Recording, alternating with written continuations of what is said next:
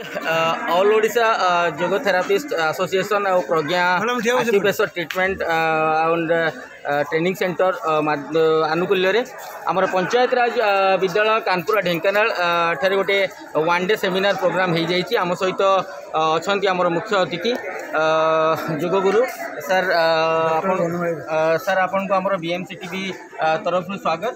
Sir आपन परिचय प्रदान करेंगे आज कार्यक्रम संबंध में सूचना प्रदान करेंगे। डॉक्टर बनमय रथ ऑल ओडिशा योग थेरापी एसोसिएशन प्रेसिडेंट अच्छी आम आज ये कानपुर पंचायत हाईस्कल आम करूँ एक दिवसीय मेमोरी पावर उपर कर्मशाला।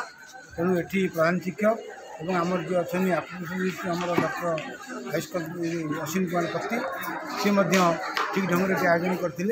आम गणरे मो पाखे आम आसोसिएशन भाइस प्रेसिडेंट डॉक्टर आशीष दास अच्छा जॉइंट सेक्रेटरी अच्छा अन्य बहु मान्यगण्य व्यक्ति इधर प्रधान शिक्षक जो सहयोग आ भारी मानने भल लगे आतिथ्य पिला माध्यम डायरेक्ट आम आयुर्वेद होमिओपैथी यूनानी योगा सिद्ध सबू पॉइंट उपर आम प्रैक्टिकल डेमोन्स्ट्रेशन दिलु और जहाँ जहाँ चेरमूली औषधि अर्करे आमर मेडिसिन अच्छी ऑल ओडिशा योग थेरापी एसोसिएशन तरफ प्रधान शिक्षक प्रदान कलु और टैबलेट सिरप सब जिन देलु। योग उपरे जमी आमर भ्रामरी अनुलोम विलोम एवं आसन उपरे शीर्षासन मयूरासन पद्मासन सर्वांगासन वृक्षासन एकपति प्रणामासन या डेमोन्स्ट्रेशन करागला।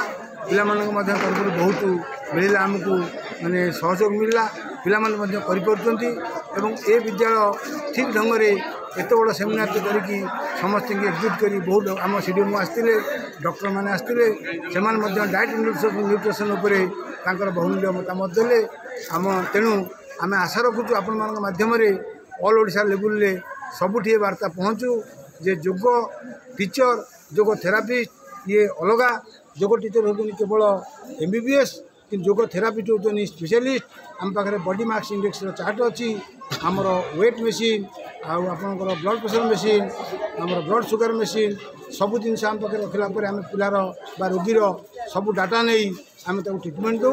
तेणु ये बर्तमान नुआ अर्गानाइजेसन आम ओडिशा सरकार 23 मसीह रिकग्नाइजेसन देनी परमिशन देनी अथराइजेसन देनी ओडिशार कोण अनुकूल आम वार्ता बर्तमान पहुँचाऊँ ओडिशा को निरोग निरामय एवं स्वच्छता रखापी आमर प्रयास। बहुत बहुत धन्यवाद सार को शुणिले आमर भेषज विज्ञान माध्यम लोक मैंने औषध खाइले रोग को दबे दि जापे किंतु आपणकर जदि योग अभ्यास करती तो योग माध्यम रोग को संपूर्ण निराकरण करा जाय पारे। बहुत बहुत धन्यवाद। विभु प्रसाद शतपथी बीएमसी टीवी ओडिया।